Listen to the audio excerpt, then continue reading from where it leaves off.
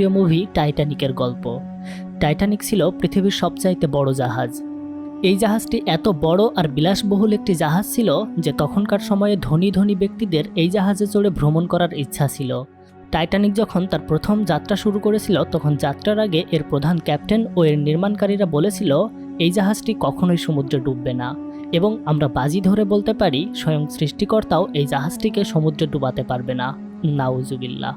কিন্তু সৃষ্টিকর্তার সাথে চ্যালেঞ্জ জানানোর জন্যই বোধহয় প্রথম যাত্রার মাত্র কয়েক ঘন্টা পরেই সমুদ্রে থাকা বিশাল একটি দানবের সাথে ধাক্কা লেগে জাহাজটি 2240 জন প্যাসেঞ্জার নিয়ে সমুদ্রে ডুবে যেতে শুরু করে।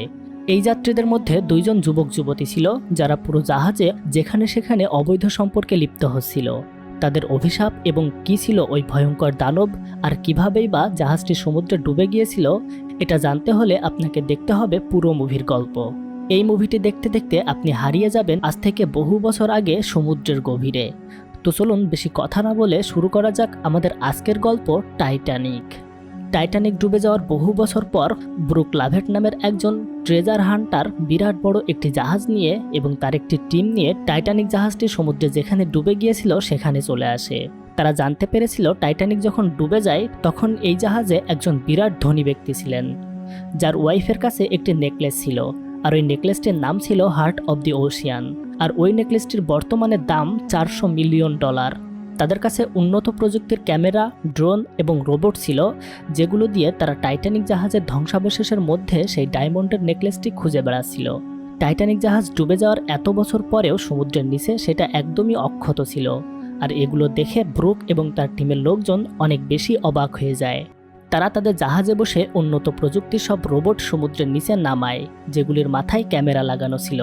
এরপর তারা সেগুলি টাইটানিকের ভেতরে পাঠিয়ে দেয় এবং নিজেরা মনিটরে দেখতে থাকে। সেখানে তারা মানুষের পোশাক, শিশুদের দেহ পড়ে থাকতে দেখে। এভাবে খুঁজতে খুঁজতে তারা টাইটানিকের আরও গভীরে প্রবেশ করে, আর তারপর হঠাৎ করে তারা একটি লকার খুঁজে পায়। রোবট দিয়ে ধরে তারা সেই লকারটিকে বাইরে বের করে নিয়ে আসে। তারপর রোবট সহ সেই লকারটিকে জাহাজের উপরে তুলে নিয়ে এসে তারা অনেক খুশি হয়, কারণ তারা জানতো সেই দামি হার্ট অব দি ওশিয়ান নামের ডায়মন্ডের নেকলেসটি এই লকারের মধ্যেই ছিল। তারা মেশিন দিয়ে লকারটি কেটে ভিতর থেকে সেই ডায়মন্ডের নেকলেসটি বের করার চেষ্টা করে, কিন্তু ব্রুক তার ভেতরে একটি পেপার ছাড়া আর কিছুই পায় না। এতে তার সম্পূর্ণ প্রজেক্টটাই লস হয়, কারণ সে বিপুল পরিমাণ টাকা খরচ করে এখানে এসেছিল। সেখান থেকে যে পেপারটি পাওয়া গিয়েছিল, একটা মেয়ে সেটা পরিষ্কার করে দেখতে পায় ওই পেপারটা একটা পেইন্টিংয়ের পেপার। এটাতে একটি সুন্দরী মেয়ের স্কেচ আঁকা ছিল, আর সবচেয়ে অদ্ভুত ব্যাপার হলো এই মেয়েটি তার গলায় হার্ট অব দি ওশিয়ান নেকলেসটি পরে আছে। এই স্কেচটি দেখে ব্রুক আবারও আগ্রহী হয়ে ওঠে। সে ভালো করে খুঁজে দেখতে পায় মেয়েটির স্কেচের নিচে একটি সিগনেচার করা, আর সেখানে তারিখ লেখা আছে 14 এপ্রিল 1912, অর্থাৎ এটি টাইটানিক ডুবে যাওয়ার ঠিক একদিন আগের তারিখ ছিল।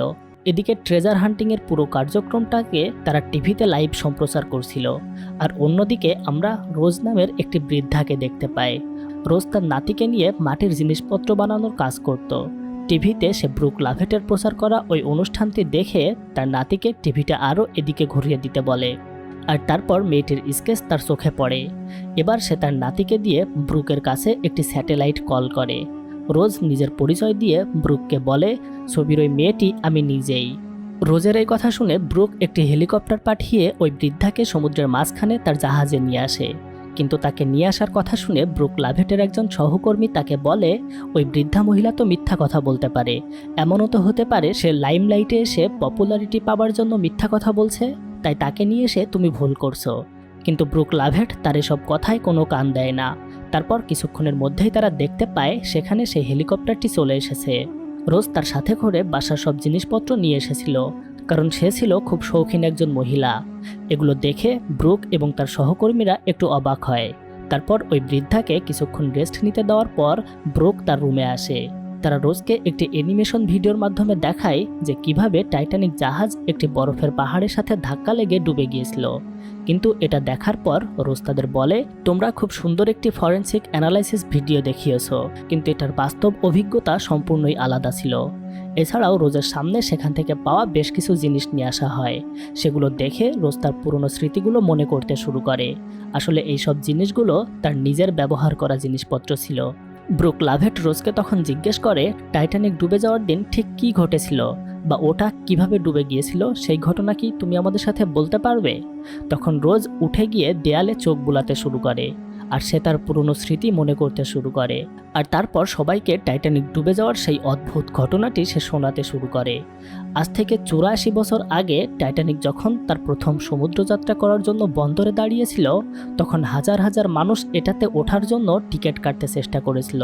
কিন্তু তাদের মধ্যে খুব ধনী এবং অল্প সংখ্যক মানুষ টাইটানিকের টিকিট পেয়েছিল, যারা খুবই ভাগ্যবান ছিল। সেখানেই একটা রেস্টুরেন্টে জ্যাক নামের একটি ছেলে তার বন্ধুদের সাথে জুয়া খেলছিল, আর জুয়ার বাজি ছিল টাইটানিকের 2টি টিকিট। জ্যাক এবং তার কাছের বন্ধুটি অন্যদের সাথে জুয়ায় জিতে গিয়েছিল, তাই তারা টাইটানিকের সেই টিকিট 2টি পেয়ে গিয়েছিল। টিকিট 2টি পেয়ে তারা অনেক খুশি হয়েছিল, কারণ জ্যাকের বাড়ি ছিল আমেরিকাতে, আর টাইটানিক আজকে লন্ডন থেকে আমেরিকাতে যাত্রা করবে। অন্যদিকে আমাদেরকে দেখানো হয় গাড়ি থেকে একটা রাজকীয় পরিবার নামছে, আর এই মেয়েটির নাম ছিল রোজ, যাকে আমরা আজকের গল্প বলতে দেখছি। রোজের বয়স তখন মাত্র 21 বছর ছিল। সে অত্যন্ত সুন্দর এবং চমৎকার একটি মেয়ে ছিল। তার সাথে তার মা এবং হবু হাজবেন্ড ক্যাল ছিল, আর তারা টাইটানিকে করে আমেরিকাতে যাওয়ার জন্য উঠেছিল, আর আমেরিকাতে গিয়ে তাদের বিয়ে হবে। ক্যাল অনেক ধনী একজন মানুষ, এছাড়াও সে ইংল্যান্ডের রাজার খুব কাছের একজন আত্মীয় ছিল, তাই তার প্রচুর পরিমাণে সম্পদ ছিল। অনেক উঁচু শ্রেণীর মানুষ হওয়ায় স্বভাবতই তারা ফার্স্ট ক্লাস ডেকে টাইটানিকের টিকিট সংগ্রহ করেছিল। কিন্তু জ্যাক এবং তার বন্ধুদের কাছে ছিল থার্ড ক্লাস ডেকের টিকিট। থার্ড ক্লাস ডেকে সব গরিব এবং সমাজের সব নিচু শ্রেণীর যাত্রীরা উঠেছিল, আর এখানে পরিবেশও তেমন ভালো ছিল না। কিন্তু ফার্স্ট ক্লাস ডেক ছিল ঝকঝকে আর পরিপাটি করে সাজানো। দিকে জাহাজ ছাড়ার সময় হলে বন্দরে হাজার হাজার লোক আসে টাইটানিক জাহাজকে বিদায় জানানোর জন্য, কারণ এটি ছিল একটি স্বপ্নের জাহাজ। যারা এটাতে উঠতে পারেনি তারা দূর থেকে জাহাজটিকে হাত নেড়ে নেড়ে বিদায় জানানো শুরু করে। জ্যাক আর তার বন্ধু ফ্যাব্রিজিও জাহাজের ডেকে এসে সবাইকে উদ্দেশ্য করে বিদায় জানাতে শুরু করে, যদিও এখানে তাদের পরিচিত কেউই ছিল না। তারপরও এটা করতে তাদের অনেক ভালো লাগছিল, কারণ তারা এই স্বপ্নের জাহাজটিতে উঠতে পেরেছে, আর অবশেষে তারা বাড়ি যেতে পারবে। এভাবে হাজার হাজার মানুষকে বিদায় জানিয়ে স্বপ্নের জাহাজ টাইটানিক সমুদ্রে ভেসে চলা শুরু করে। জ্যাক এবং তার বন্ধু ফ্যাব্রিজিও নিজেদের রুম খুঁজে আরামে শুয়ে পড়ে। যাত্রার শুরুর কিছুক্ষণ পর জাহাজের প্রধান ক্যাপ্টেন আরেকজন কো ক্যাপ্টেনকে বলে, টাইটানিক তো অনেক দ্রুতগতির একটি জাহাজ, তাহলে চলো না আমরা এর গতি পরীক্ষা করে দেখি। এই বলে সে সবাইকে নির্দেশ দেয় টাইটানিককে তার পুরো গতিতে চালানোর জন্য। ক্যাপ্টেনের নির্দেশ পেয়ে শ্রমিকরা সমস্ত গতি বাড়িয়ে দেয়। এদিকে জ্যাক এবং তার বন্ধুটি টাইটানিকের একদম সামনে চলে আসে, এবং তারা দুজন তাকিয়ে পানি কেটে কিভাবে টাইটানিক তরতর করে এগিয়ে যাচ্ছে সেটা দেখতে থাকে। এত বড় জাহাজ পৃথিবীর মানুষ আর কখনো দেখেনি, তাই জাহাজের যাত্রীরা বাইরে এসে দেখতে থাকে এটা আসলে কিভাবে সমুদ্রে ভেসে চলে। জ্যাক নিচে বেশ কিছু ডলফিন মাছ দেখতে পায়, যেগুলি টাইটানিকের আগে আগে ভেসে চলে যাচ্ছিল। জ্যাক সেখানে দাঁড়িয়ে জোরে জোরে চিৎকার করে বলতে থাকে, I am the king of the world. অর্থাৎ তারা দুজন সেখানে খুবই এনজয় করছিল। অন্যদিকে ফার্স্ট ক্লাস ডেকে ক্যাল এবং তার পরিবারের লোকেরা মিলে ডিনার করছিল। সেখানে জাহাজের ঊর্ধ্বতন কর্তৃপক্ষের লোকও ছিল। রোজ একটা সিগারেট ধরিয়ে খেতে গেলে তার মা তাকে নিষেধ করে, এবং তার হাজবেন্ড সেটা তার মুখ থেকে নিয়ে নষ্ট করে দেয়। এসব নিয়ে রোজ খুবই বিরক্ত ছিল, তাই সে সেখান থেকে উঠে ডেকে চলে আসে একা কিছুটা সময় কাটানোর জন্য। এদিকে জাহাজের ডেকে জ্যাক এবং তার বন্ধুরা মিলে বসেছিল। জ্যাক সেখানে থাকা একজন বাবা এবং মেয়ের ছবি আঁকছিল। সে ছবি আঁকায় খুবই পারদর্শী ছিল, আর এটাই তার একমাত্র ভালোবাসা বা শখ ছিল। ছবি আঁকতে আঁকতে হঠাৎ করে জ্যাকের চোখ যায় উপরের দিকে, যেখানে রোজ এসে দাঁড়িয়েছিল। রোজকে দেখে জ্যাক তার দিকে অপলক দৃষ্টিতে তাকিয়ে থাকে, কিন্তু জ্যাককে নিজের দিকে তাকিয়ে থাকতে দেখে রোজ একটু বিব্রতকর অবস্থায় পড়ে। আর জ্যাককে তার বন্ধুরা বলে, ওদিকে তাকিয়ে লাভ নেই বন্ধু, ওটা ফার্স্ট ক্লাস ডেকের মেয়ে, ওরা ধনী পরিবারের মেয়ে। কিন্তু তারপরেও জ্যাক তার দিকে এক দৃষ্টিতে তাকিয়ে থাকে। এমন সময় সেখানে রোজের হবু হাজবেন্ড ক্যাল এসে তাকে নিয়ে চলে যায়। কিন্তু ভিতরে এসেও তার ভালো লাগে না, বরং তার আশেপাশে এই অহংকারী মানুষগুলোকে দেখে তার বেঁচে থাকার ইচ্ছাই শেষ হয়ে যায়। তারা অত্যন্ত ধনী মানুষ হলেও সবকিছু নিয়মের মধ্যে আবদ্ধ। এখানে তার নিজের স্বাধীনতা বলে কিছুই নেই, সবসময় সমাজের সাথে তাল মিলিয়ে চলতে হয়। এই সব কিছু ভাবতে ভাবতে জীবনের প্রতি বিরক্ত হয়ে সে দৌড়ে জাহাজের একদম ডেকের কাছে চলে আসে। কিন্তু সে যখন দৌড়ে আসছিল তখন একটা বেঞ্চে জ্যাক শুয়ে আকাশের দিকে তাকিয়েছিল। তখন সে লক্ষ্য করে তার পাশ দিয়ে কেউ যেন দৌড়ে চলে গেল। তাই বেঞ্চ থেকে উঠে কাছে এসে দেখতে পায় এটা সেই মেয়েটা যে দিনের বেলা ওপরে দাঁড়িয়েছিল। জ্যাক দেখতে পায় মেয়েটি জাহাজ থেকে সমুদ্রের পানিতে ঝাঁপ দেওয়ার চেষ্টা করছে। রোজ যখন সমুদ্রে ঝাঁপ দিবে ঠিক তখনই জ্যাক তার পিছন থেকে ডেকে ওঠে। সে রোজকে বলে ভুল করেও পানিতে ঝাঁপ দিও না। তার কণ্ঠ শুনতে পেয়ে রোজ পিছনে তাকিয়ে জ্যাককে বলতে শুরু করে, তুমিও ভুল করেও আমার কাছে এসো না, তুমি কাছে আসলে আমি আরও তাড়াতাড়ি পানিতে ঝাঁপ দেব। কিন্তু জ্যাক তার কথা না শুনে তার কাছে এসে বলতে শুরু করে, তুমি এখান থেকে ঝাঁপ দিলে আমারও কোনো সমস্যা নেই, তবে মানবিক দিক থেকে ভাবতে গেলে তোমাকে বাঁচানোর জন্য আমাকেও পানিতে ঝাঁপ দিতে হবে। তবে আমি খুব ভালো সাঁতার পারি, এজন্য হয়তো মরবো না, কিন্তু সমস্যা হচ্ছে সমুদ্রের পানি খুবই ঠান্ডা, তাই ডুবে মরার চেয়ে আমরা বরং ঠান্ডায় ধীরে ধীরে মারা যাব, আর এটাতে আমাদের প্রচণ্ড কষ্ট হবে। জ্যাক রোজকে এই কথাগুলো বলতে থাকে আর নিজের শার্ট প্যান্ট জুতা খুলতে থাকে। কিন্তু তার এমন কথা শুনে রোজ খুবই ভয় পেয়ে যায়, কারণ সে জানতো না যে সমুদ্রের পানি কতটা ঠান্ডা হবে। সে তো একবারে মরে যেতে চায়, যদি ধীরে ধীরে মারা যায় তাহলে তো অনেক কষ্ট হবে। তাই এসব ভেবে সে মারা যাওয়ার সিদ্ধান্ত থেকে ফিরে আসে। তারপর জ্যাক তাকে বাঁচানোর জন্য হাত বাড়িয়ে দিলে সেও ফিরে আসার জন্য তার দিকে ঘোরে। কিন্তু যখন রেলিং পার হয়ে উপরে উঠতে যাবে ঠিক তখনই হঠাৎ করে তার জামায় পা পিছলে সে প্রায় পড়েই যাচ্ছিল, কিন্তু জ্যাক তার হাত ধরে ফেলে। তারপর অনেক কষ্টে তাকে উপরে টেনে তোলে, কিন্তু তোলার সময় রোজ জ্যাকের গায়ের উপরে এসে পড়ে। তবে তার চিৎকার শুনে সেখানে কিছু সিকিউরিটি গার্ড চলে আসে, আর তারা এসেই দেখতে পায় জ্যাক রোজের গায়ের উপর আছে। এটা দেখে তারা বুঝতে পারে জ্যাক হয়তো রোজের সাথে খারাপ কিছু করার চেষ্টা করছিল। কিছুক্ষণ পর সেখানে তার হবু হাজব্যান্ড ক্যালকে ডাকা হয়। জ্যাককে রোজের সাথে খারাপ আচরণ করায় তাকে গ্রেপ্তার করা হয়। কিন্তু পুলিশ যখন তাকে নিয়ে চলে যাবে তখন রোজ তার হাজব্যান্ডকে বলে, সে আমার সাথে কোনো খারাপ আচরণ করেনি, বরং আমাকে সে বাঁচিয়েছে। আমি জাহাজের ডেকে দাঁড়িয়ে নিচে প্রোপেলার দেখার চেষ্টা করছিলাম, তখন প্রায় পড়েই যাচ্ছিলাম, আর সেই মুহূর্তে জ্যাক এসে আমাকে বাঁচিয়েছে। রোজের এই কথাগুলো শুনে সেখানে থাকা পুলিশগুলো বলতে শুরু করে, বাহ, এই ছেলে তো তাহলে একজন হিরো, কারণ সে অন্যের জীবন বাঁচিয়েছে। এজন্য জ্যাককে ছেড়ে দেওয়া হয়। তারপর ক্যাল যখন রোজকে নিয়ে চলে যাচ্ছিল তখন একজন পুলিশ অফিসার তাকে বলে, নিজের হবু বইয়ের জীবন বাঁচানোর জন্য ছেলেটিকে কিছু উপহার দেবে না? তার এমন কথা শুনে জ্যাক ক্যালকে কিছু টাকা উপহার দিতে যায়। তখন রোজ ক্যালকে বলে, আমার জীবন বাঁচানোর জন্য ওকে তুমি সামান্য কয়টা টাকা উপহার দিচ্ছ? এবার এই কথা শুনে ক্যাল জ্যাককে আরও বেশি কিছু টাকা দেয় এবং পরদিন রাতে তাদের সাথে ডিনার করার জন্য আমন্ত্রণ জানায়।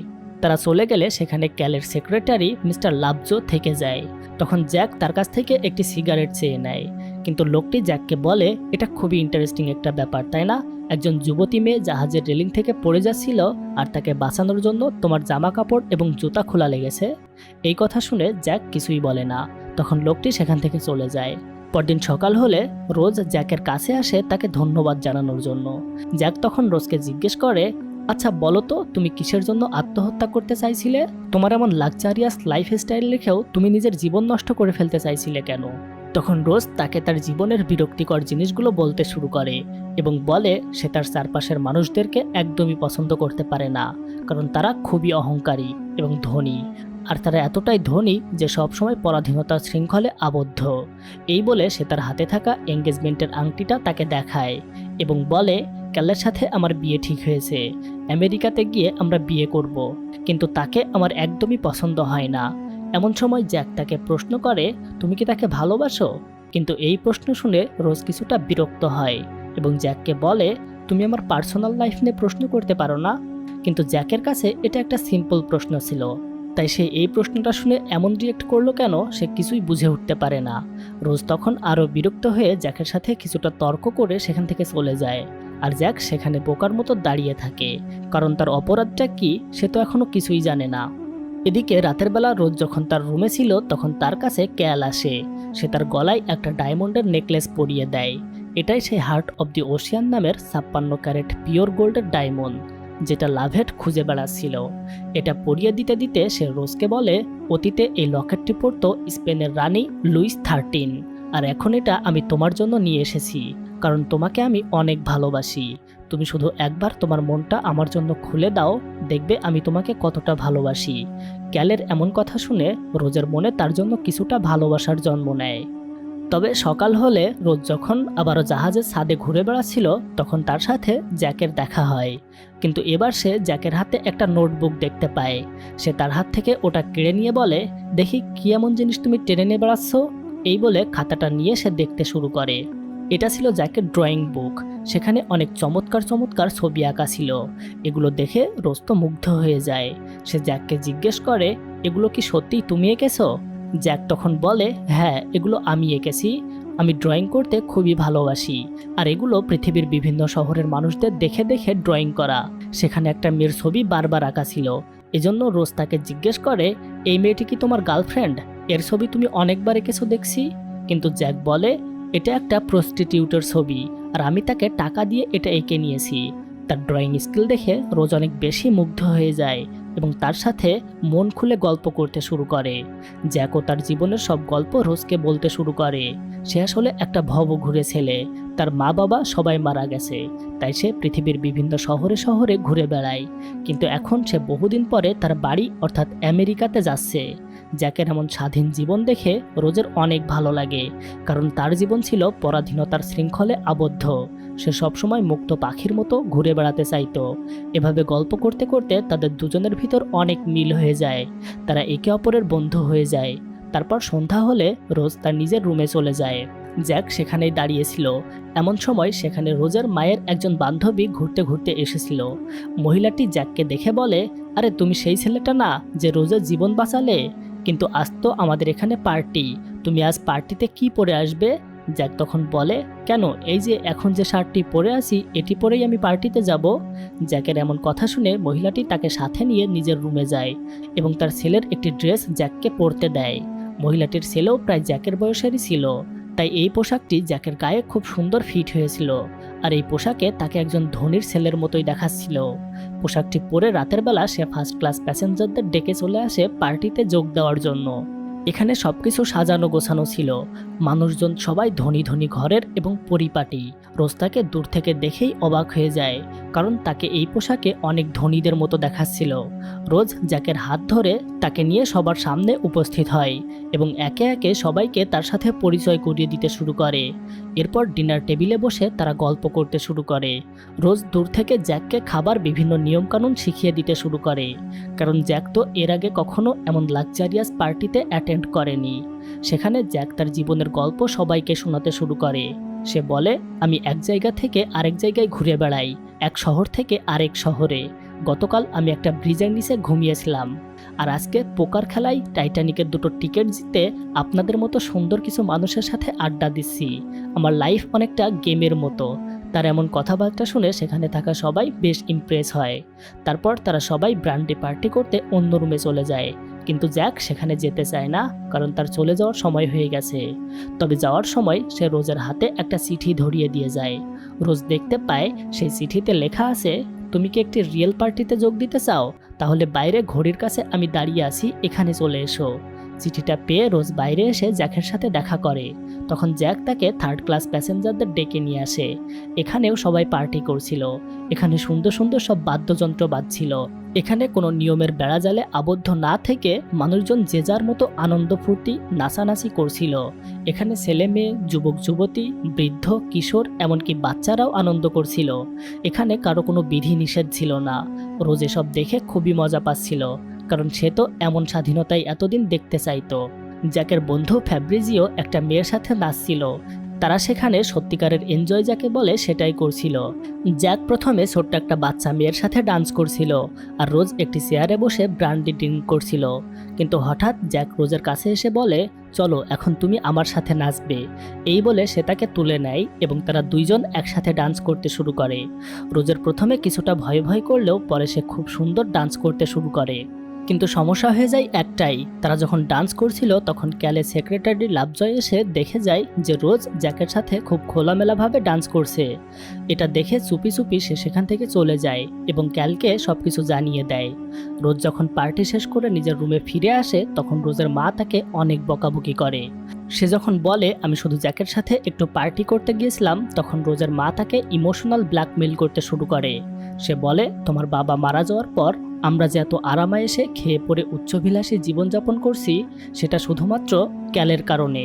তাই তুমি যদি তাকে বিয়ে না করো তাহলে আমাদেরকে রাস্তায় বসে ভিক্ষা করতে হবে। শুধু এইটুকু মনে রেখো, সে আমাদের জন্য অনেক করেছে, তাই তোমার তাকেই বিয়ে করতে হবে। আর পরবর্তীতে তুমি যদি ওই রাস্তার ছেলেটার সাথে দেখা করো তাহলে মনে রেখো আমি তোমার সাথে আর কখনোই কথা বলবো না। এই বলে সে সেখান থেকে চলে যায়। এরপর রোজ যখন ক্যালের সাথে দেখা করতে আসে ক্যাল তখন তাকে অনেক বকাবকি করে। এছাড়াও সে রোজকে বলে তুমি চাইলে আমার সাথে নাও বিয়ে করতে পারো, কিন্তু এটা মনে রেখো আমি তোমাকে কখনো ওই রাস্তার ছেলের সাথে যেতে দেব না। ক্যালের এমন বিহেভিয়ার দেখে রোজ খুবই ভয় পেয়ে যায় এবং সে সিদ্ধান্ত নেয় সে আর কখনো জ্যাকের সাথে দেখা করবে না। কিন্তু রোজ, ক্যাল এবং তার মায়ের সাথে যখন বাইরে জাহাজে ছাদে ঘুরে বেড়াচ্ছিল তখন জ্যাক পিছন থেকে রোজকে ধরে একটা রুমের মধ্যে টেনে নিয়ে আসে। কিন্তু রোজ তার সাথে আর কথা বলতে চায় না। সে বলে তোমার সাথে কথা বলা আর সম্ভব না জ্যাক, কারণ আমার ক্যালের সাথে এঙ্গেজমেন্ট হয়ে গেছে। তাছাড়া আমিও তাকে ভালোবাসি, তাই তুমি আর কখনো আমার সাথে দেখা করতে এসো না। কিন্তু জ্যাক তাকে অনেক কিছু বলার চেষ্টা করে। রোজ তার কোনো কথা না শুনে সেখান থেকে বেরিয়ে আসে। আর এরপর থেকে জ্যাক ওদের সাথে দেখা করার জন্য এদিক সেদিক ছোটাছুটি করতে থাকে। একবার সে ফার্স্ট ক্লাস প্যাসেঞ্জারদের ডেকে যায় যেখানে রোজদের রুম ছিল, কিন্তু সিকিউরিটি গার্ডরা তাকে সেখানে ঢুকতে দেয় না। ক্যালের সেক্রেটারি লাভজয় তাকে একটা $20 নোট ধরিয়ে দিয়ে সেখান থেকে চলে যেতে বলে, কিন্তু জ্যাক তার টাকাটা নিতে চায় না। তাই লোকটি ওই টাকাটা সিকিউরিটি গার্ডকে দিয়ে দিলে সিকিউরিটি গার্ড জ্যাকের ঘাড় ধরে বাইরে বের করে দেয়। সেখান থেকে অপমানিত হয়ে ফিরে এসে জ্যাক জাহাজের একদম সামনে রেলিং ধরে নীরবে মন খারাপ করে দাঁড়িয়েছিল। আর অন্যদিকে রোজও মন খারাপ করে বসে জ্যাকের কথাই ভাবছিল। তার চেয়ে বরং সে নিজের জীবন নিয়ে সিদ্ধান্তহীনতায় ভুগছিল। যে জীবনে কোনো স্বাধীনতা নেই, সবসময় অহংকারী মনোভাব নিয়ে যেখানে বেঁচে থাকতে হয় সেখানে বেঁচে থাকারই বা কী মূল্য আছে। এই সব ভাবতে ভাবতেই একসময় সে জ্যাকের কাছে চলে আসে এবং তাকে বলে, হ্যালো জ্যাক, আমি আমার সিদ্ধান্ত পরিবর্তন করেছি। সে আরও কিছু বলতে যাচ্ছিল, কিন্তু জ্যাক তাকে থামিয়ে দিয়ে তার হাত ধরে সামনে টেনে নিয়ে আসে এবং সে রোজকে বলে তুমি যদি আমাকে বিশ্বাস করো তাহলে চোখ বন্ধ করে আমার সাথে এসো।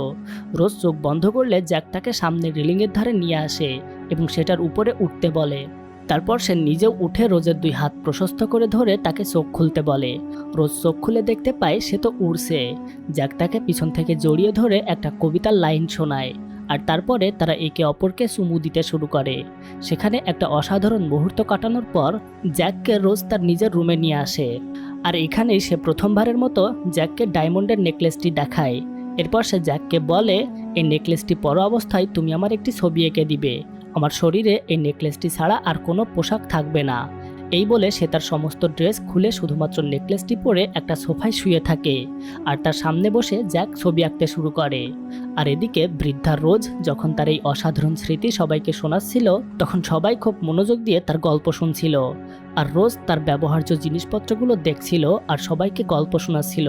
গল্প শুনে সেখানে থাকা সবার চোখ দিয়ে পানি ঝরছিল। কিন্তু গল্পটা এতক্ষণ রোমান্টিক থাকলেও এবার এর সবচেয়ে বেদনাদায়ক, রোমহর্ষক আর ভয়ঙ্কর পর্যায় শুরু হয়, যে পর্যায়ের প্রতিটা মুহূর্ত মানুষের আহাজারিতে পরিপূর্ণ। রোজ আবারও তার গল্প বলতে শুরু করে। ড্রয়িং করা শেষ হলে রোজ ক্যালের জন্য একটা চিঠি লিখে রাখে এবং ডায়মন্ডের নেকলেসটি জ্যাকের হাতে দিয়ে ওটাকে লকারে রাখতে বলে। তারপর তারা দুজন ওখান থেকে বেরিয়ে পড়ে। তাদের উদ্দেশ্য জাহাজ পরবর্তীতে কোনো বন্দরে থামলে তারা দুজনেই সেখান থেকে নেমে পড়বে এবং পালিয়ে চলে যাবে। তারপর তারা দুজন মিলে বিয়ে করে সুখে সংসার করবে। কিন্তু তারা যখন পালিয়ে যাচ্ছিল তখন তারা ক্যালের সেক্রেটারির সামনে পড়ে যায়। সেখান থেকে পালিয়ে তারা সোজা ইঞ্জিন রুমে চলে আসে এবং তার মধ্য দিয়ে দৌড়ে দৌড়ে তারা স্টোর রুমে চলে আসে। এখানে অনেক মালামাল ছিল যেগুলো লন্ডন থেকে আমেরিকাতে ব্যবসার জন্য নিয়ে যাওয়া হচ্ছিল। তারা দুজন কিছুটা এগিয়ে গিয়ে দেখতে পারে সামনে সুন্দর একটা পুরনো মডেলের নতুন গাড়ি রাখা আছে। এটা দেখে দুজনেই সেই গাড়িতে উঠে বসে এবং জ্যাক ড্রাইভিং সিটে বসে। তারপর সে বলতে শুরু করে, হ্যালো মিস, কোথায় যাবে? কিন্তু রোজের আসলে এগুলোতে পোষাচ্ছিল না। সে জ্যাককে নিজের কাছে টেনে নেয় আর এখানেই তারা দুজনে প্রথমবারের মতো মিলিত হয় এবং বেশ কিছুক্ষণ রোমাঞ্চকর মুহূর্ত কাটায়। তারপর তারা ওই গাড়ি থেকে বেরিয়ে অন্যদিকে যাওয়ার চেষ্টা করছিল, কিন্তু তারা দুজন আবারও ক্যালের সেক্রেটারির সামনে পড়ে যায়। লোকটি তাদের খুঁজতে খুঁজতে রোজের রুমেও গিয়েছিল, কিন্তু সেখানে না পেয়ে সে তাদের পিছু নেয়। কিন্তু রোজ এবং জ্যাক তার থেকে খুব সহজেই পালিয়ে যেতে পারে। এরপর তারা দুজন জাহাজে ছাদে এসে চুমু খেতে শুরু করে। আর এদিকে ক্যাল রোজের রুমে এসে সেই লকারটি খুলে সেখানে রোজের ড্রয়িংটি দেখতে পায়। এর সাথে সে এই চিঠিটিও খুঁজে পায় আর সেখানে লেখা ছিল, এখন তুমি আমাদের দুজনকেই এই লকারের মধ্যে বন্দি করে রাখতে পারো। এটা পড়ার পর ক্যালের মাথায় একটা দারুণ আইডিয়া আসে আর সেই অনুযায়ী সে তার সেক্রেটারিকে কাজে লাগিয়ে দেয়। ওই দিন রাতে প্রচণ্ড শীত পড়ছিল, কিন্তু এই শীতের মধ্যেও দুজন ওয়াচম্যান জাহাজের ছাদে দাঁড়িয়ে তাদের সামনে নজর রাখছিল। যদি জাহাজের সামনে সমুদ্রের ভিতরে কোনো বরফের পাহাড় পড়ে তাহলে তারা যেন দ্রুত ক্যাপ্টেনকে ইনফর্ম করে। কিন্তু দুজন ওয়াচম্যান হঠাৎ করে নিজের দিকে তাকিয়ে দেখতে পায় সেখানে দুজন যুবক যুবতী রোমান্স করছে, আর এই কঠিন শীতের মধ্যেও তাদের যেন গরম লাগছে। এই নিয়ে একজন ওয়াচম্যান আরেকজন ওয়াচম্যানের সাথে মজা করছিল, আর তারা জ্যাক এবং রোজের দিকে অনেকক্ষণ তাকিয়েছিল। কিন্তু তারপরেই যখন হঠাৎ তারা সমুদ্রের দিকে তাকায় তখন দেখতে পায় তাদের সামনে বিরাট একটা বরফের পাহাড়। তারা দ্রুত কো ক্যাপ্টেনকে ইনফর্ম করে জাহাজ যেন অন্যদিকে ঘুরিয়ে নেওয়া হয়, কারণ তাদের ঠিক সামনেই একটা বিরাট বরফের পাহাড় আছে। তাদের কাছ থেকে এমন খবর শুনে কো ক্যাপ্টেন ভয়ঙ্কর ভয় পেয়ে যায়, আর তারা সাথে সাথে জাহাজের সব ইঞ্জিনগুলোকে বন্ধ করে দেয় এবং প্রোপেলারটাকে উল্টো দিকে ঘোরানো শুরু করে, যাতে করে জাহাজের গতি কমে যায়। এছাড়াও তারা দ্রুত জাহাজটিকে তাদের বামে ঘোরানোর চেষ্টা করে। এতে করে জাহাজ কিছুটা ঘুরে গেলেও বিপদকে কোনোভাবেই পাশ কাটানো যায় না। বরফের পাহাড়ের পাশ ঘেঁষে টাইটানিক সজোরে সামনের দিকে চলে যায়, আর এতে করে সাথে সাথে নিচের দিকের অংশ ভেঙে ইঞ্জিন রুমে পানি প্রবেশ করতে শুরু করে।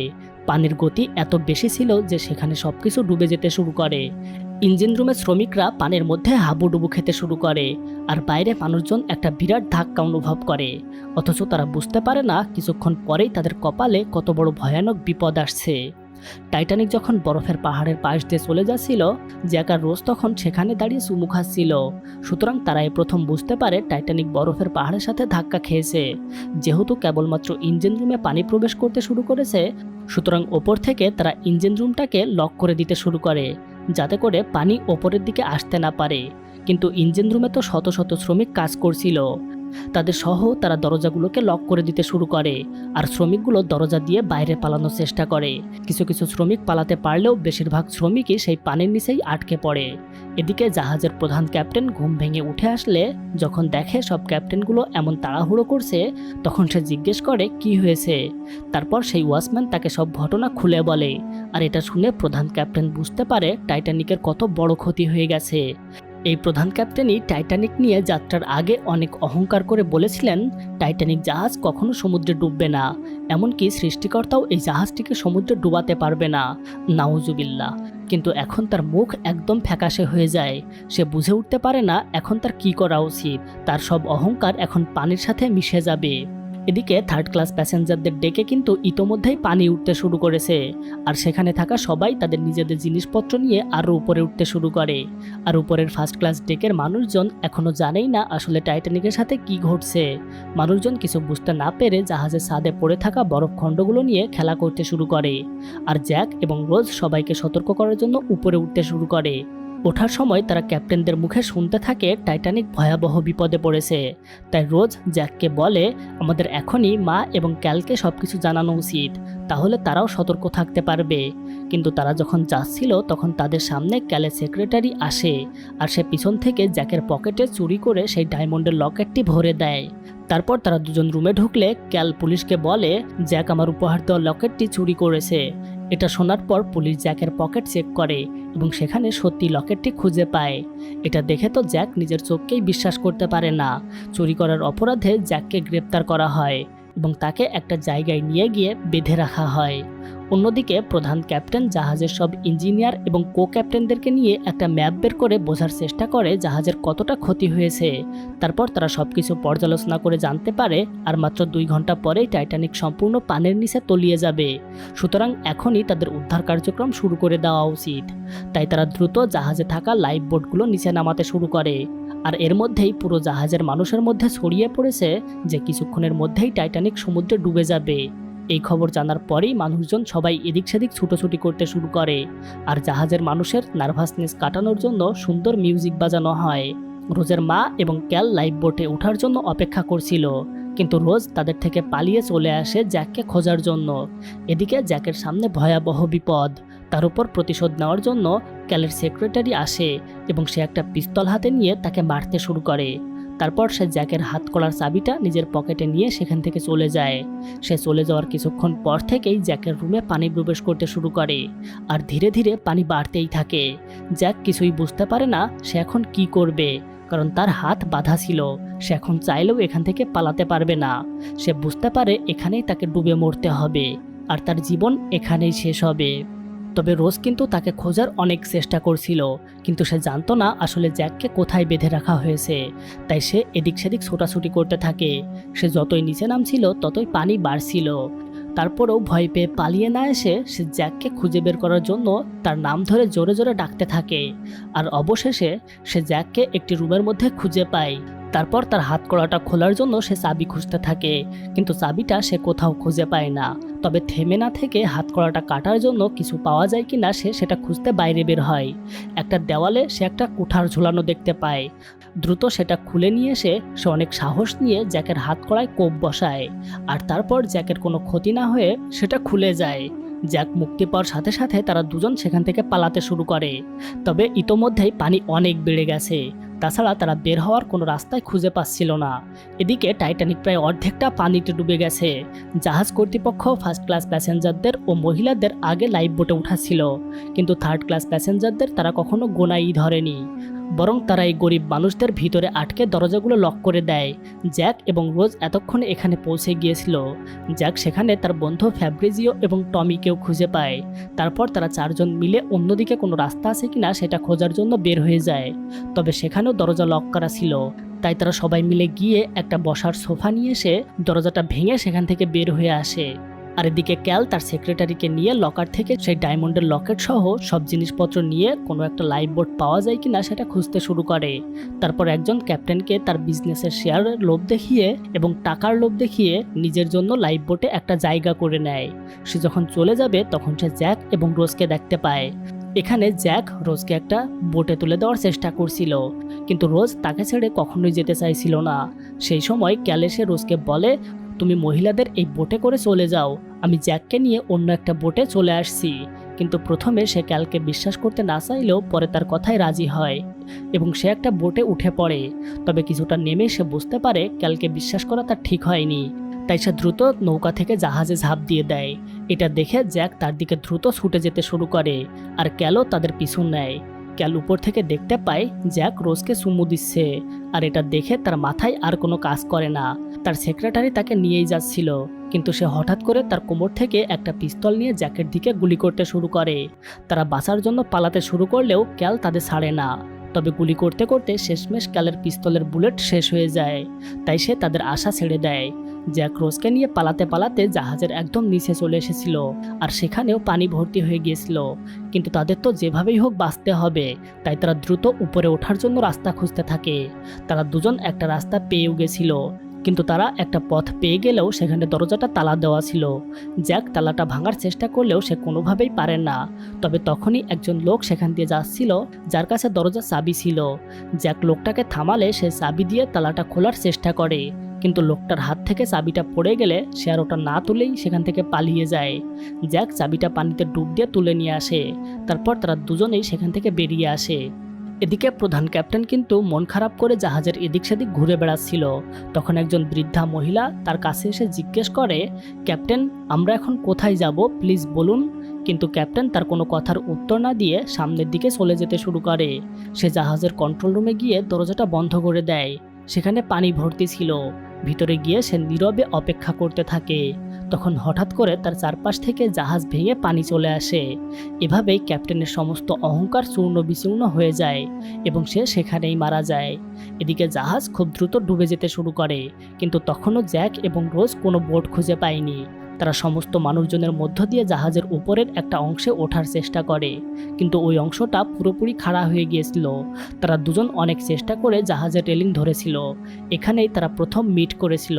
এটা রোজ জ্যাককে মনেও করিয়ে দেয়। বহু মানুষ উপর থেকে নিচে এসে পড়ছিল। সমুদ্রের পানি এত পরিমাণে ঠান্ডা ছিল যে মানুষগুলো পানিতে এসে পড়ছিল তারা সাথে সাথে ঝুমে বরফ হয়ে যাচ্ছিল। আর জাহাজটাকে দূর থেকে ডুবে যেতে দেখছিল রোজের মা এবং অন্যরা। একসময় জাহাজের অর্ধেক অংশ ভেঙে পানিতে ডুবে যায়, আর আরেকটা অংশ তখনও ভাসতে থাকে, কিন্তু সেটাও একসময় ডুবতে থাকে। জ্যাক আর রোজ তখন উপরে রেলিং ধরেছিল, কিন্তু একসময় তারাও পানিতে এসে পড়ে আর টাইটানিক পুরোপুরি সমুদ্রের নিচে তলিয়ে যায়। পানিতে পড়লে তারা একে অপরকে হারিয়ে ফেলে। শত শত মানুষ তখন পানিতে হাবুডুবু খাচ্ছিল। একজন লোক রোজকে আঁকড়ে ধরে বাঁচার চেষ্টা করছিল, এতে করে রোজ নিচে ডুবে যাচ্ছিল। কিন্তু সেই মুহূর্তে জ্যাক এসে লোকটাকে মেরে তাড়িয়ে দেয়। জ্যাক রোজকে এক টুকরো কাঠের উপর উঠিয়ে দেয়। সেখানে শুধু একজনের ওঠার মতো জায়গা ছিল, তাই জ্যাক রোজকে উঠিয়ে নিজে পানিতে সাঁতরাতে থাকে। ওখানে পড়ে থাকা সব মানুষরাই সাঁতরানোর চেষ্টা করে, কিন্তু আটলান্টিক মহাসাগরের পানি এতটাই ঠান্ডা ছিল যে কয়েক মিনিটের মধ্যে এক একজন বরফের মতো জমে যেতে থাকে। তাদের চারপাশের পরিবেশ নিস্তব্ধ হতে থাকে। রোজেরও অনেক ঠান্ডা লাগছিল।